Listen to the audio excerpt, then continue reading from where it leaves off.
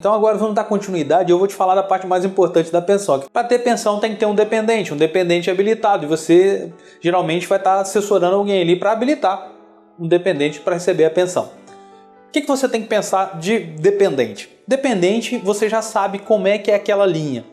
O que tem que comprovar, quem é que tem que comprovar, quem é que não tem. A gente vai fazer um vídeo ensinando, dando dicas de comprovação da dependência econômica e da comprovação da união estável. Mas o que eu quero que você foque aqui agora é o seguinte: você então tem que avaliar aquela questão dos dependentes. Se você está pegando, é um pai querendo receber a pensão de um filho, e você sabe que esse filho era casado, tem uma esposa que já está recebendo a pensão, você vai orientar esse pai a requerer a pensão? Não. Por quê? Porque você já sabe que ele está fora. Se tem uma esposa, ele está fora. Se tem um filho recebendo, o pai está fora. Entendeu? Se tem um pai recebendo e ele tem um irmão que diz que também dependia, você vai ajudar ele a requerer? Você vai orientar ele a requerer? Não, você vai falar não tem direito. Por quê? Porque já tem alguém de uma linha acima de você recebendo, de uma linha prioritária em relação a você. Como é que você sabe disso? Olha aquela tabelinha de dependentes que a gente mostrou nas aulas passadas. Então você precisa saber isso sobre os dependentes. Mas vamos falar um pouquinho da prática do processo. Quando você for protocolar o processo no meu INSS, ou quando você for protocolar um processo mesmo pelo 135 e depois for cumprir a exigência, marcar para levar essa documentação ou tentar anexar esse documento através do meu INSS, eu vou te dizer a primeira coisa: o seguinte: quando você vai fazer o requerimento, tem que ser em nome do dependente. A senha do meu INSS é do dependente. Tá bom? No requerimento do dependente, você já sabe que ali você pode incluir representante legal, você pode dizer que tem um procurador, tudo isso você pode fazer, mas a senha é do dependente, ainda que seja criança. Tá bom? Então marque isso na sua cabeça. Uma dica que eu vou te falar sobre a questão do dependente: mande todos os documentos possíveis no protocolo. Mas todos os documentos pessoais. CNH tem? Então junta a CNH. Tem a RG? Tem também, junto o RG também. A pessoa fala: mas a CNH é a mesma coisa. Gente, não é. Para requerimento do INSS, não é. E eu vou te explicar por quê. Tem informações no RG que não tem na CNH. E no CNIS pode ser que esteja tão desatualizado que o servidor vai lá atualizar, por causa da falta daquela informação, ele não consiga concluir o processo e vai te dar um prazo, esperar você cumprir a exigência, e você já podia ter fornecido isso no primeiro momento. Então, pense desse ponto de vista. Se puder, mande o RG. Se tiver CNH, mande a CNH também. Por quê? Porque a CNH é mais atualizada, ajuda a ficar melhor o processo. Outra coisa, certidões. As pessoas não gostam de mandar certidão. Gente, você é filho. Eu sei que na identidade dá para identificar que você é filho do fulano de tal, mas os sistemas às vezes travam e ficam pendentes por essas coisas. Então nunca faça um processo de pensão ou que seja de auxílio reclusão e não mande a certidão do dependente. Mas ele não era casado com essa mulher, ele era casado com outra. No papel, essa aqui era a companheira dele, não interessa, manda a certidão de casamento dela também, mesmo que ela tinha sido casada com outra antes, e mande a certidão de casamento dela com outra pessoa. E você vai informar que ela é dependente, companheira, e você então vai providenciar a comprovação de que ela era companheira dessa pessoa.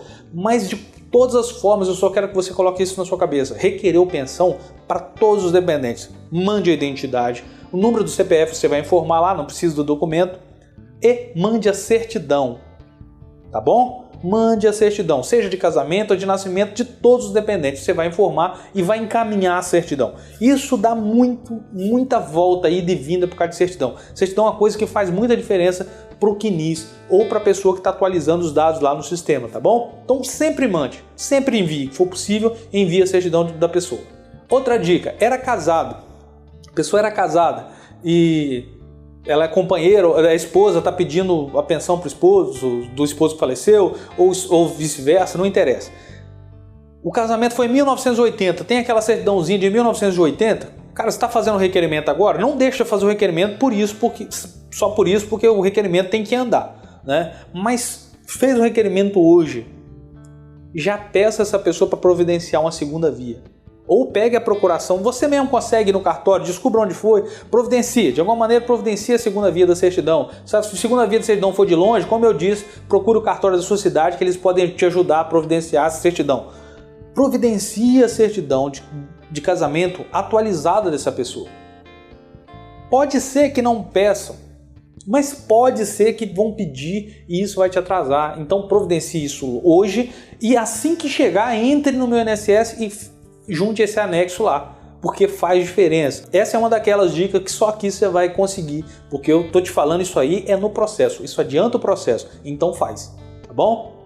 Mande sempre, se for casamento antigo, mande uma certidão atualizada. A pensão agora, depois da reforma da Previdência, faz diferença se a pessoa recebe pensão ou aposentadoria em outro regime. Então sempre que você for requerer uma pensão por morte, lembre-se, vai te pedir a informação lá. Então informe se ela recebe benefício previdenciário de outro regime, você tem que informar.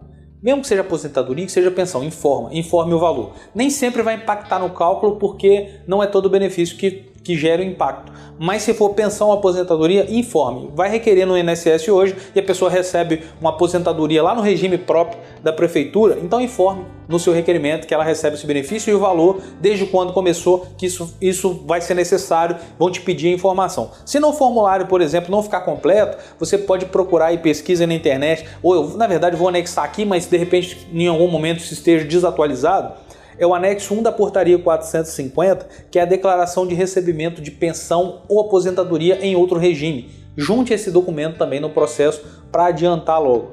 Se for filho menor de 21 anos, entre 16 e 18 anos, você precisa, na verdade, eu faria para qualquer um, a declaração de não emancipação. Vou deixar também para você o anexo aqui embaixo da declaração de não emancipação. O que é isso? Você declarando para aqueles filhos menor de 21 anos. Pode ser que lá no requerimento agora os formulários estão ficando bem melhores e mais completos. Então se perguntar se emancipou e a pessoa não tivesse emancipado, você vai informar no requerimento. Se ela tivesse emancipado, você tem que informar também. Se for um filho casado, tem que informar também, né, para poder fazer o certo. Essas informações geram impacto no processo lá no benefício. Então lembre-se dessa questão. Tem filho menor de 21 anos e maior de 16? Providencie, verifique lá no formulário se vai te perguntar sobre a emancipação. Se tiver, você informa. Se não tiver, você também não informa. E se precisar, se lá no formulário do requerimento no meu INSS não tiver essa informação para você preencher, você vai pegar esse anexo que eu estou deixando aqui nesse vídeo, nessa mesma aula, o anexo que é a declaração de não emancipação para você juntar no processo. Isso é sobre o dependente, isso é documento importante.